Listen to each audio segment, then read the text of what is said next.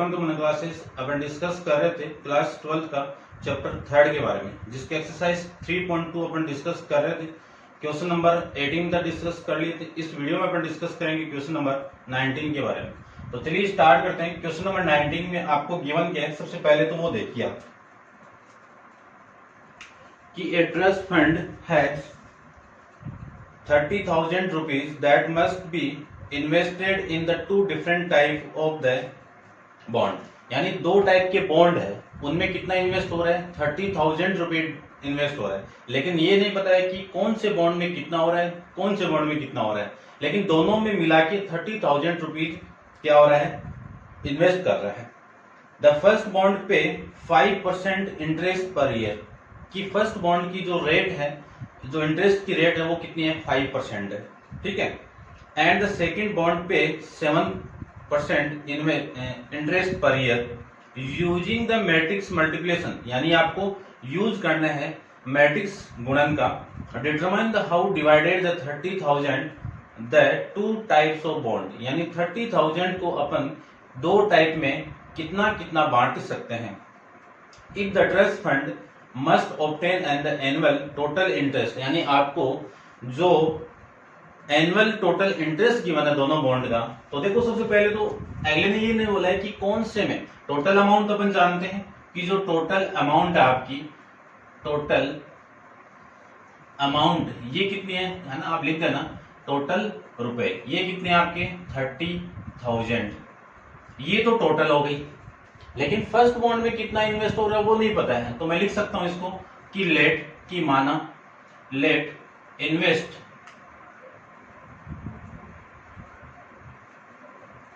Invested in first bond. इसको मैं यदि मैं x रुपीज मान लूं तो सेकंड बॉन्ड में कितना इन्वेस्ट होगा, सेकंड बॉन्ड में कितना होगा, इस टोटल 30 में से इस x को माइनस कर दो, इतना ही तो करना पड़ेगा। टोटल 30 में से यदि मैं इस x को माइनस कर दूंगा तो ये सेकंड बॉन्ड के अंदर इन्वेस्ट हो जाएगा, ठीक है। अब अगले ने बोला है कि इस फर्स्ट बॉन्ड की जो इंटरेस्ट रेट है वो कितनी है, ब्याज की जो रेट है वो कितनी है, 5% है, और इसकी कितनी है आपकी 7% है। तो देखो सिंपल इंटरेस्ट अपन अप्लाई करें तो नॉर्मली आप समझना एक बात है ना। देखो मैं सिंपल इंटरेस्ट की बात करूं तो इस x का 5% में निकालूं तो सिंपल इंटरेस्ट कितना आएगा, x इंटू 5 इंटू एनुअली बोला है तो 1 अपॉन में परसेंटेज को हटाएंगे तो नीचे 100, ये तो आएगा। और इसकी मैं बात करूं तो ये आएगा 30,000 minus x into 5 7 into 1 upon में 100, ये तो वैल्यू आएगी ना सिंपल। अब अगले ने बोला है कि इस x का 5% जो इंटरेस्ट वो तो इतना है, और इस 30,000 माइनस x का 7% रेट से जो इंटरेस्ट वो इतना है। दोनों को जो मिला के है, दोनों को मिला के वो कितना है, 1800 है। दोनों को मिला के कितना है, 1800 है। ये कंडीशन आपको गिवन है, लेकिन डायरेक्ट नहीं करना, आपको किससे करना है, मल्टीप्लिकेशन, यानी जो मल्टीप्लिकेशन मैट्रिक्स का रूल है उसके अकॉर्डिंग आपको करना है। तो सबसे पहले मैं लेट कर लेता हूं कि जो A है कि कितने फर्स्ट बॉन्ड में इन्वेस्ट हो रहे हैं, इसको मैं मान लेता हूँ ये फर्स्ट बॉन्ड के लिए कितने रुपीज हो गए x, और B को मान लेता हूं मैं, यानी जो सेकंड है आपका, सेकंड बॉन्ड के लिए बात करूं तो इसमें कितना है 30,000 माइनस x रुपीज इन्वेस्ट हो रहा है। यदि इसको मैंने रो मैट्रिक्स माना है तो दूसरे जो इंटरेस्ट जो रेट है उसको कॉलम में मानना पड़ेगा। तो कॉलम के अंदर कितना परसेंट है, 5, तो इसकी वैल्यू कितनी हो गई, 5 अपॉन में 100, और 7% की बात करूं तो 7 अपॉन में 100, ये वैल्यू आपकी इसकी आ जाएगी।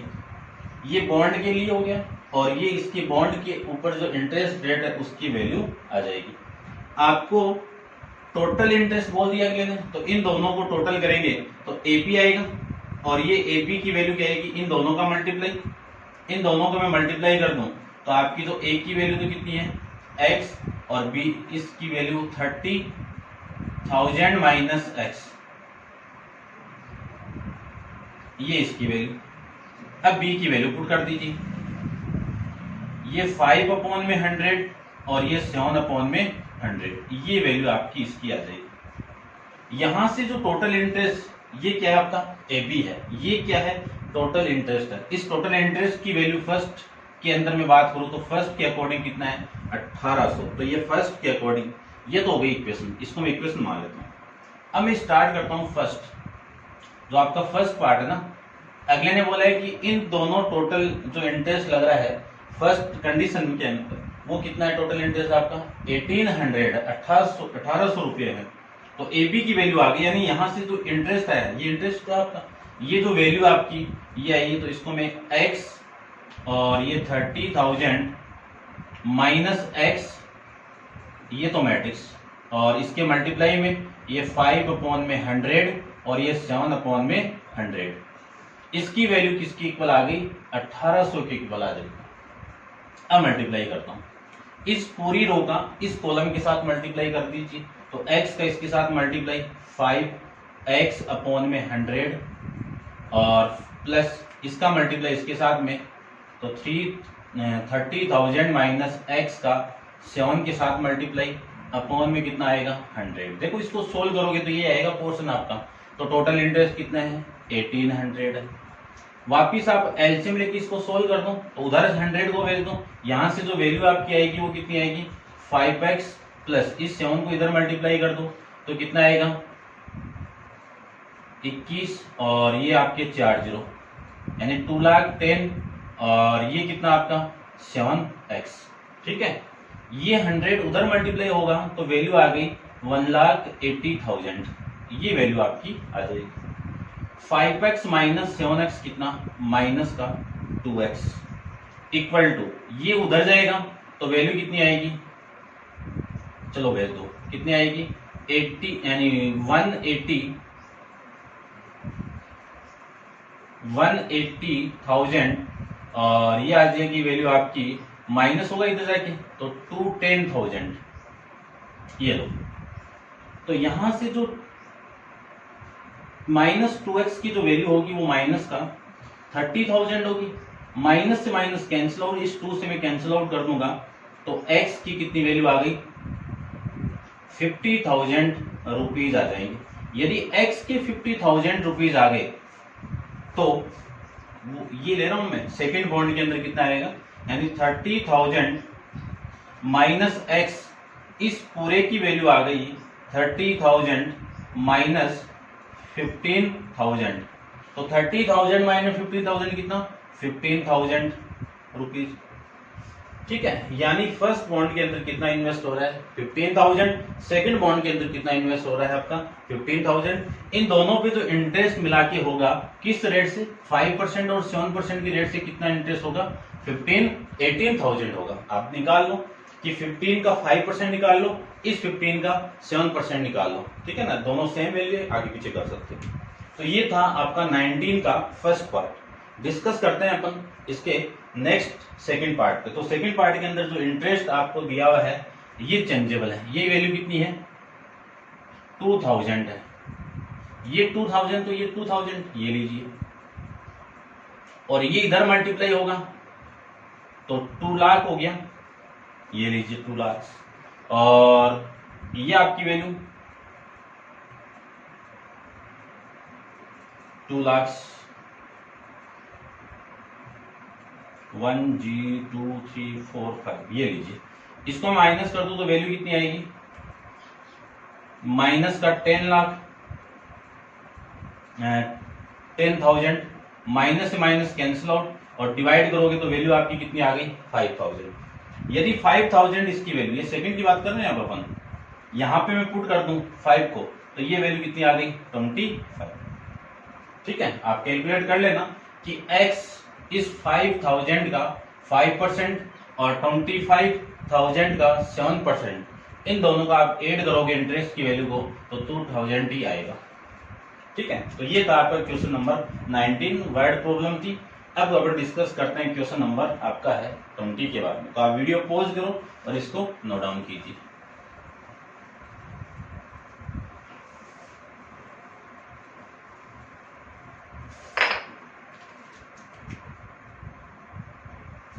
क्वेश्चन नंबर में 20 की बात करूं तो 20 के अंदर आपको गिवन है कि the book shop of the particular school has the 10 दर्जन केमिस्ट्री बुक, ठीक है, यानी जो केमिस्ट्री की बुक कितनी दर्जन है, 10 दर्जन है, 8 दर्जन फिजिक्स बुक और 10 दर्जन इकोनॉमिक्स बुक, ठीक है। तो एक मैट्रिक्स मान लेता हूं लेट करके ए के अंदर केमिस्ट्री जो बुक है वो आ जाएगी, फिर फिजिक्स की बुक आ जाएगी और फिर इकोनॉमिक्स की बुक आ जाएगी। ये लीजिए इकोनॉमिक्स की बुक आ गई। अब जो इसमें तो दर्जन की वैल्यू केमिस्ट्री की वो कितनी दर्जन है आपकी, 10 दर्जन, और फिर इसकी फिजिक्स की कितनी है, 10 दर्जन, 8 दर्जन, और इसकी कितनी है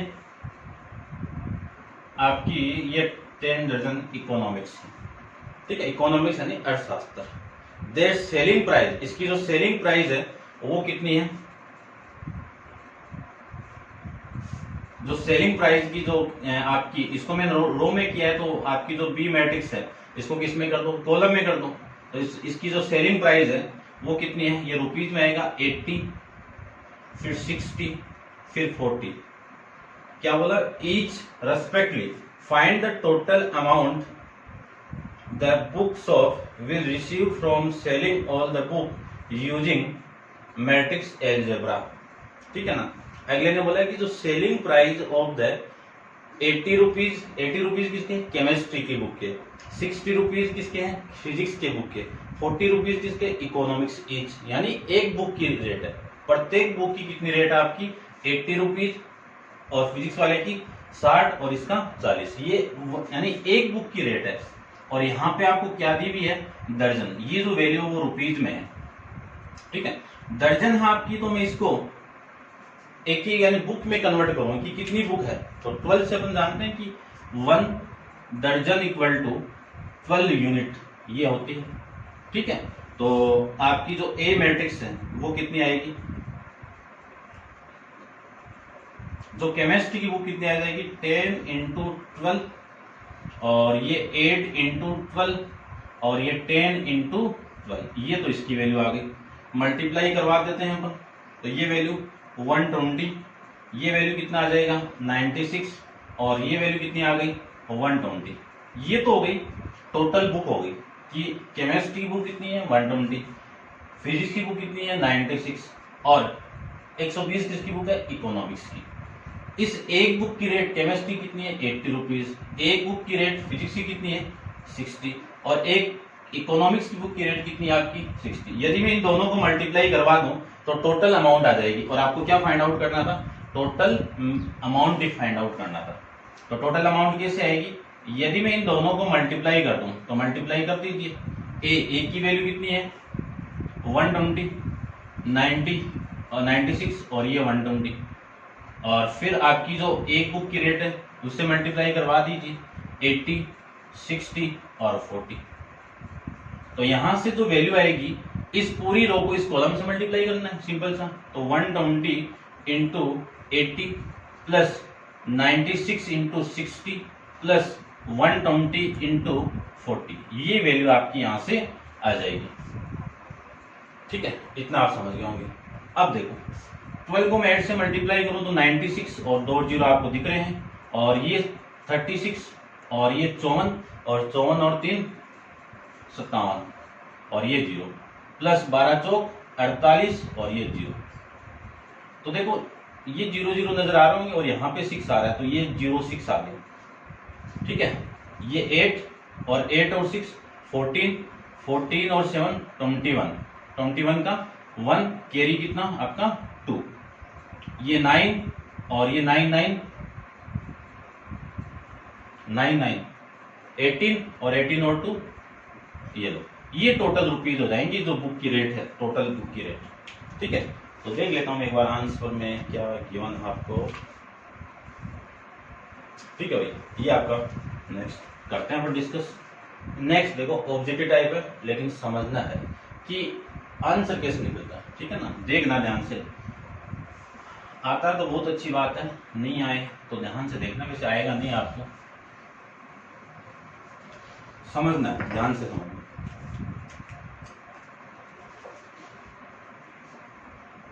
एज्यूम यानी आपको मानना है x, y, जेड, डब्ल्यू और P R matrix of the order. यहां से इन मैट्रिक्स का ऑर्डर लिख रहा हूं मैं। इस मैट्रिक्स का ऑर्डर कितना है 2 इंटू एन, इस मैट्रिक्स का ऑर्डर कितना है 3 इंटू के, इस मैट्रिक्स का ऑर्डर कितना है 2 इंटू पी, और इस मैट्रिक्स का ऑर्डर कितना है एन इंटू 3, और इस मैट्रिक्स का ऑर्डर कितना है पी इंटू के। ये आपको गिवन है, ठीक है। अब देखो सबसे पहले मैं इसमें फाइंड आउट करूं तो आपको फाइंड आउट करना है कि choose the correct answer in the exercise 21 and 22, यानी आपको करेक्ट आंसर चूज करना है। सबसे पहले आपको ये तो गिवन था और ये 21 की बात करता हूँ, ठीक है। चलिए 21 के अंदर आपको ये दे दिया कि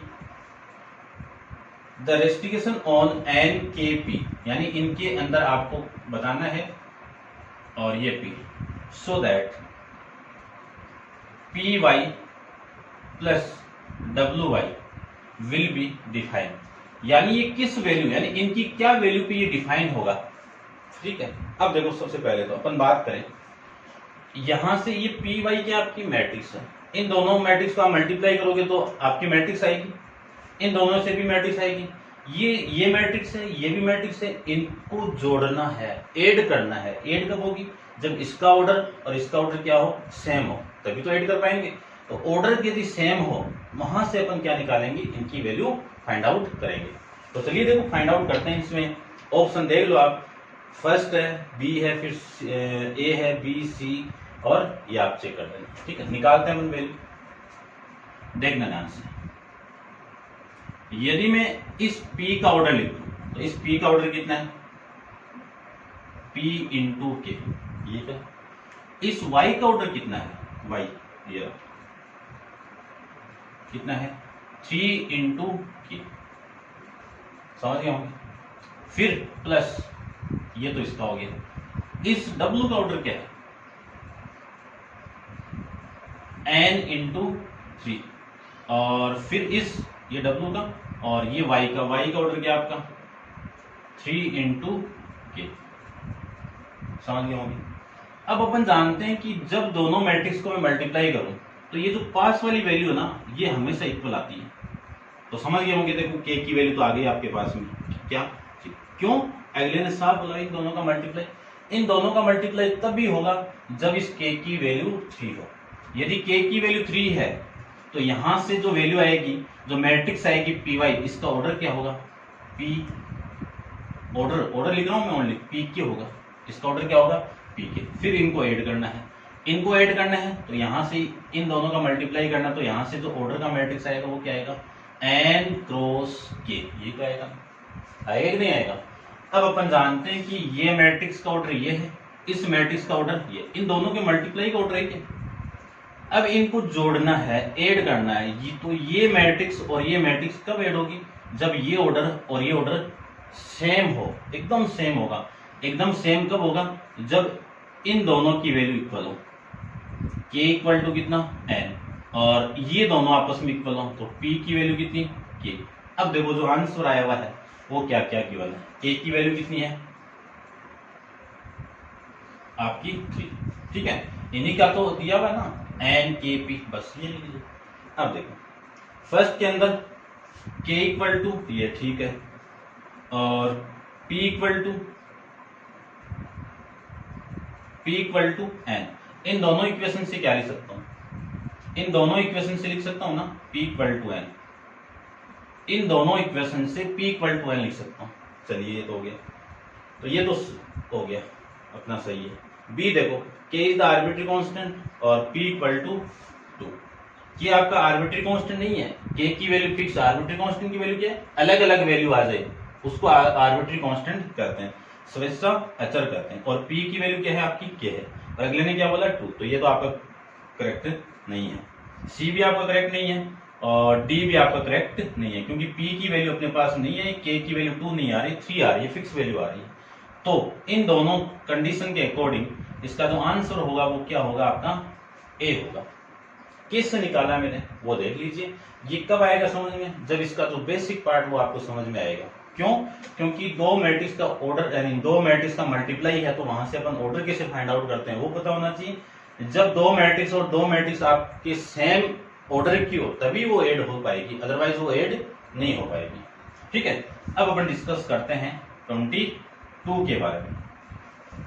22 के अकॉर्डिंग देखो, यदि n इक्वल टू आपका p है, n इक्वल टू p है, then the order of 7x minus 5z, इसका ऑर्डर कितना होगा, इसका ऑर्डर कितना होगा? तो देखो इनसे कोई मतलब नहीं है आपसे, ठीक है ना, ये तो कांस्टेंट वैल्यू है, इनका तो ऑर्डर क्या है, इसका ऑर्डर देखो क्या है, इसका ऑर्डर x का ऑर्डर कितना है 2 इंटू एन ऑर्डर है, ये माइनस है, फिर 5 है, इसको छोड़ दो, इसका ऑर्डर कितना है z का 2 इंटू पी, ठीक है ना, 2 इंटू पी, ये। अब अपन जानते हैं कि यदि दो मैट्रिक्स, ये ए और बी दो मैट्रिक्स है, और इन दोनों को मैं ऐड कर दूं और सब्ट्रैक्ट कर दूं, तो इस ए का ऑर्डर और इस ए का ऑर्डर हमेशा सेम होना चाहिए, तभी ये दोनों मैट्रिक्स ऐड हो पाएगी, अदरवाइज तो ऐड ही नहीं हो पाएगी। तो ये दोनों आपके जो ऑर्डर है वो सेम है, सेम मानना पड़ेगा। तो मान लीजिए, तो देखो 2 तो 2 इक्वल के है ये, और ये n भी किसके इक्वल होगा, p के इक्वल होगा, तभी इन दोनों का सब्ट्रैक्शन यानी घटाना आपका सही, यानी घटा पाएंगे, अदरवाइज तो घटा ही नहीं पाएंगे। तो ये कंडीशन आपकी आएगी, यानी n किसके इक्वल आएगा, इस p के इक्वल आएगा, n किसके इक्वल आएगा, इस p के इक्वल आएगा। तो कंडीशन देखो क्या क्या गिवन आपको, ठीक है ना।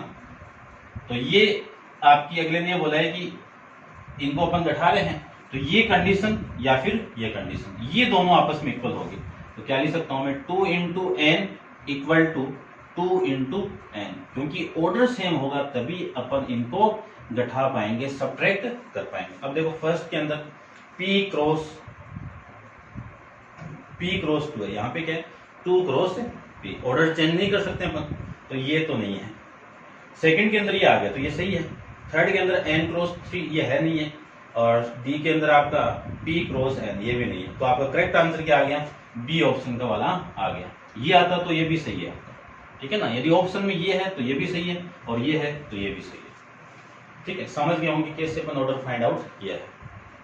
तो ये थी आपकी एक्सरसाइज 3.2 कंप्लीट है इस क्वेश्चन के साथ में, और नेक्स्ट एक्सरसाइज 3.3 अपन नेक्स्ट वीडियो के अंदर डिस्कस करेंगे। आज के लिए इतना ही, थैंक यू सो मच।